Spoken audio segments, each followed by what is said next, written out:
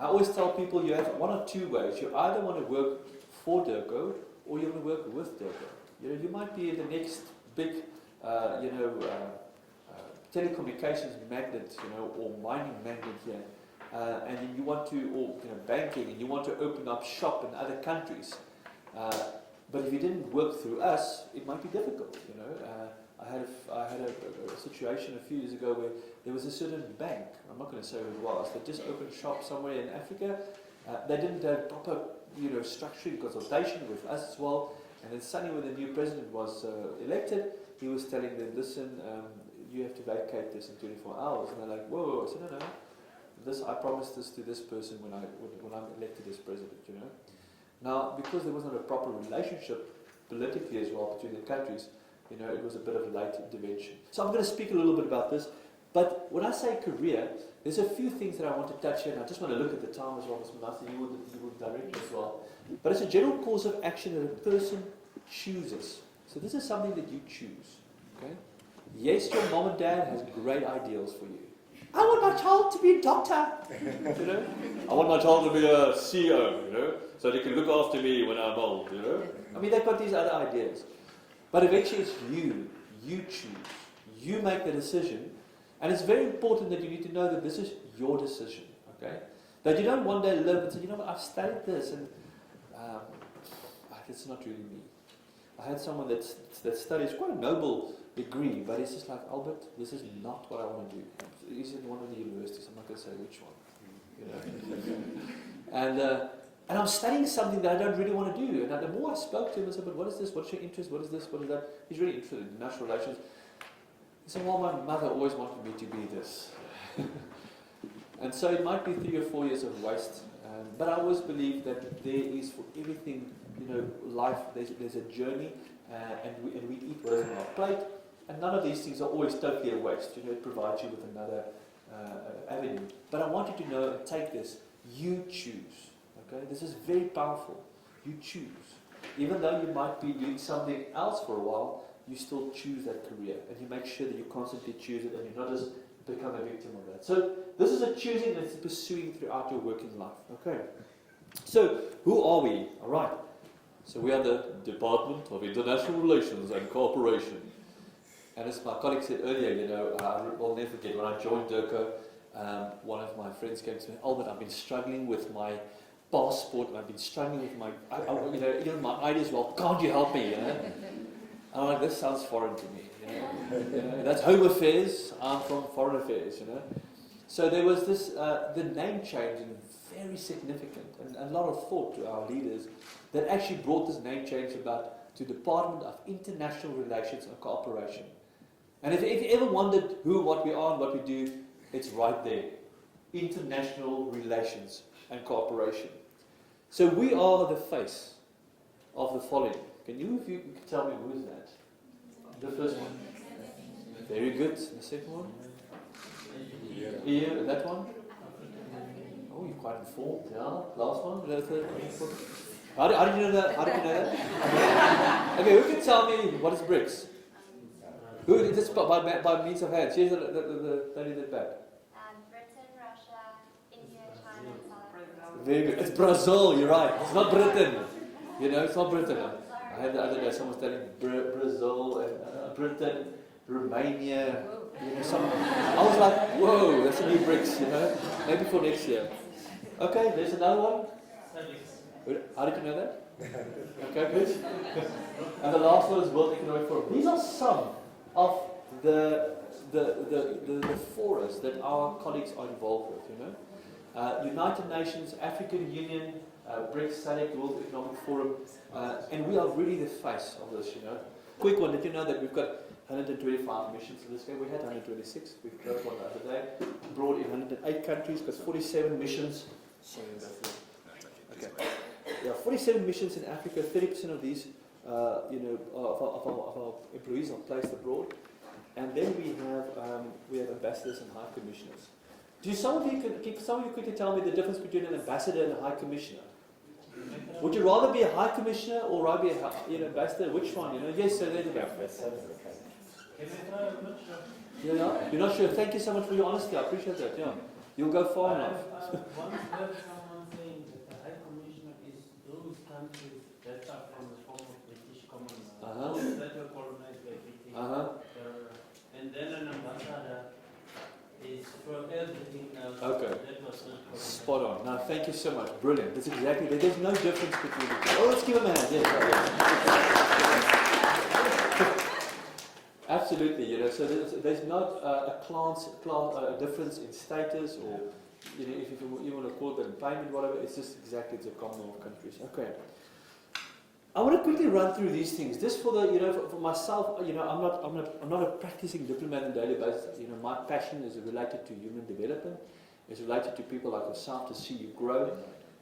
But if I had to do a quick synopsis of what is DIRCO, what is this foreign policy, what does it relate to? Well, first and foremost, Department of International Relations and Cooperation, their legislative mandate is to conduct relations with states. Okay.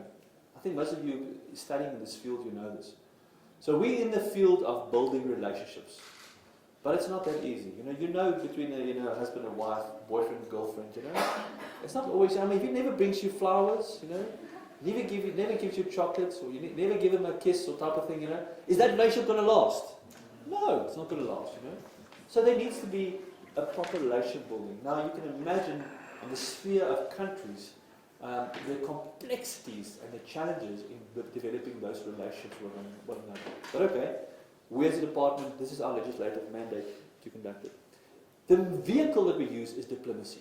So we say the vehicle is foreign policy. I'm just going to go through some of these things later again. And this is basically how we address our domestic priorities. Okay. So foreign policy and our domestic, priorities. There's not a difference. You know what I'm saying? This is just the voice going out, and then we all know the triple challenge. We know unemployment, inequality.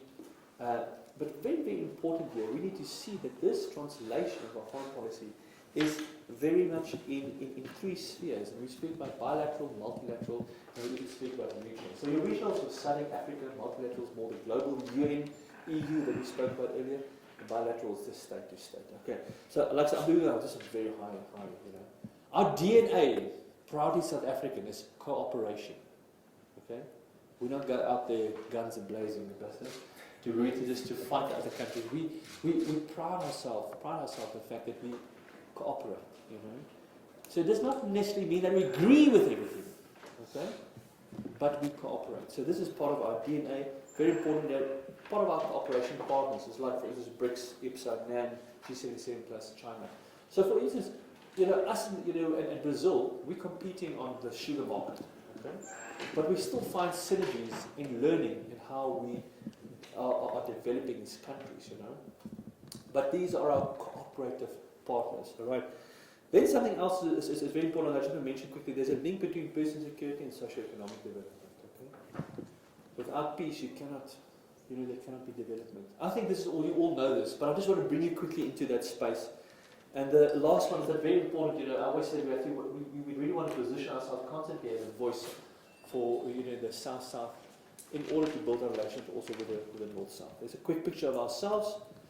Okay, now I'm going to run. I've got about 5 minutes. There's a nice picture of diplomacy. Isn't that nice, eh? Cooperation, let's hold hands, Okay, good stuff. So diplomacy usually refers to the conduct of international relations. It's through the intervention of professional diplomats, like Ambassador Nkosi, and this in regards to issues of peacemaking, trade, war, economics, culture, environment, and human rights. So that's what it is. There's professional diplomats, and they engage in these areas. And there's also science and sport and all other areas as well. But remember, I told you the legislative mandate is building relationships with other countries. Okay. So what is a diplomat? Now I know this is a nice cartoon, but there's many times diplomacy. There's a certain face. You can see behind that. There's some angry people there, but they need to cordially come to a solution. I think this is something that South Africa are really good at. Many times. Throughout the years, even our history had to really, bring diplomacy to the fore.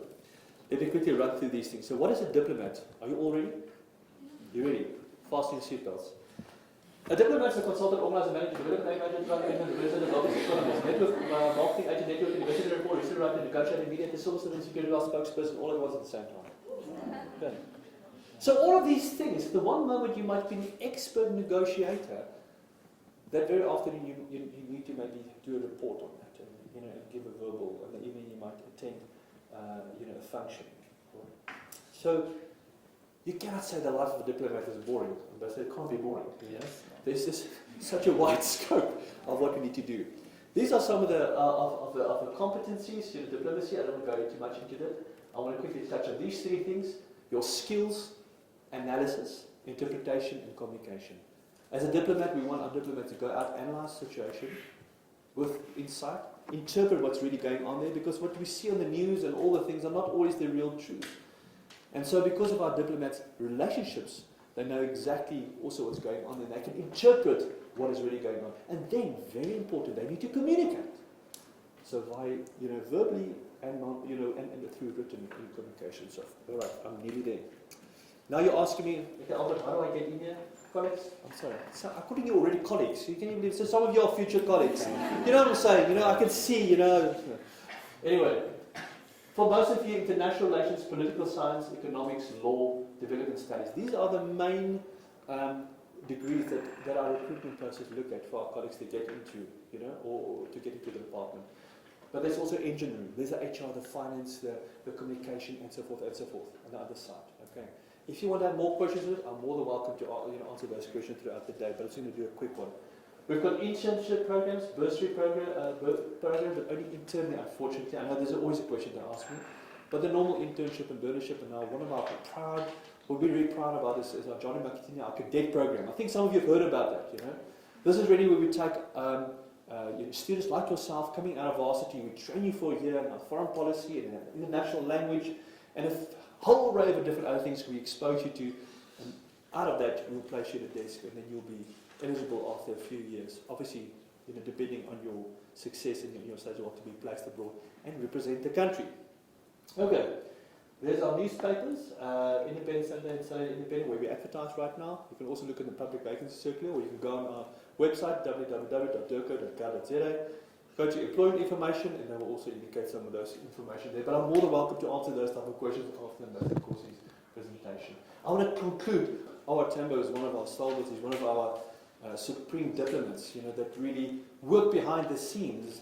He was apparently a man of absolute detail. He was a mentor to our president, Nelson Mandela, Walter Sisulu. He was really someone that really knew how to work in this space. And he aspired and he lived by these four values: patriotism, humility, integrity, and passion. And I always want to understand, but what is the essence of it? What is patriotism? Patriotism is when you're supporting your country, vigorously supporting. It's not just like, you're vigorously supporting your country. Humility. What is humility? Humility in various essence is not thinking that you are better than other people. Right? Integrity is doing the same thing as what you say. Okay, I want you to quickly do exactly what I'm saying. Now, some of you have done it. Just work with me, all right? Some of you are new faces, but just work with me. Do exactly as I say. Make a circle like this with 3 hands, okay? Go up, go down, go left, go right, okay? Say hi to your friend next door. Hello, hello. Now take this circle, and put it right here on your chin. All right, now turn to your friend and say, is that your chin? Whoopsie. Right, not cheek, chin. And that's why I appreciate this. Okay, integrity, and the last one is passion, putting more energy into something than what's required. Now, question just to you today is, are you one of those people that say, what's in it for me? Or are you asking, what can I do for others? Because this is what South Africa needs and what the Department of International Relations. We want people that make a meaningful contribution, that really drive and carry the aspirations of South Africa from the very poor to the most extravagant, to take their contributions and to build South Africa. Is this you?